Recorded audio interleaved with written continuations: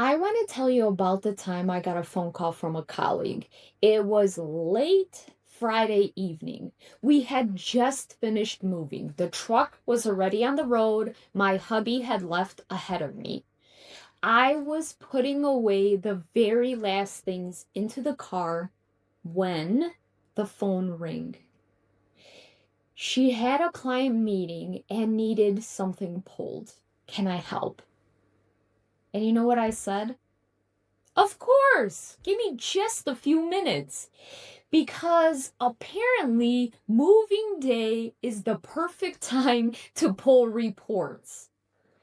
I literally sat down on a floor in an empty house. There was no desk, there was no chair, and I balanced my laptop on a box. And I pulled what she needed because that's what I did. That's who I was. The one who always found a way. Even sitting on an empty floor in an empty house on a Friday evening with a car to still load the final box while my hubby was already out on the road. And the thing is, part of me felt good about it. Part of me loved being that person. But the other part of me thought, does she even know what I did to help her? Dear overcommitted woman, this one's for you. People come to you because you are capable, because you follow through, because somehow, even when you are at full capacity, you find a way.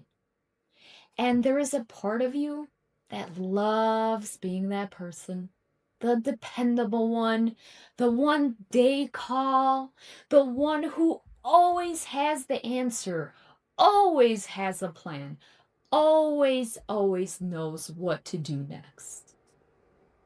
That part of you feels seen when somebody needs you. It feels valuable. It feels proof that you matter. But there's another part. The part that is so tired of being needed that she has forgotten how to just be. The part that picks up the phone and thinks, not again, before she says, of course, what do you need? That part that has given so much for so long that cannot remember the last time she asked how she was and actually waited for the real answer. Identity, that's a powerful thing. I became a fixer young, not because somebody asked me to, because I figured out early that if I could make people laugh, I can make things okay. I was the middle child. Yes, I was the annoying one, I know. But I was also the happy one. The one cracking jokes when things became tense. And it worked. So I kept doing it. Making things lighter. Making things better. Making things okay for everybody else. Until one day I realized I have been doing it so long that I didn't know how to stop. When fixing is all you know, stopping feels like you're losing yourself.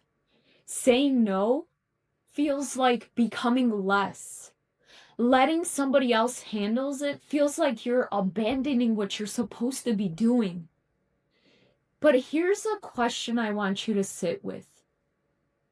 What if being a fixer is not who you are? What if it's just the role you stepped into, maybe very young, maybe because you had to, or maybe you stayed in it because no one ever tempted you to step out?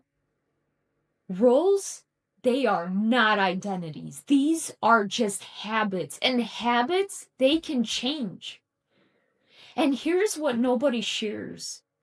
When you are always the one people call, you unfortunately you start keeping score. Not on purpose, it just happens. You start adding it up. That Friday night, that extra hour. And at some point, you start wondering, when is it going to be my turn? And that feeling, it's okay. It just means you're human. It just means your battery is telling you, hey, I'm running low. Because everyone has been plugging into you, and nobody has been plugging you in. I was that socket for so long.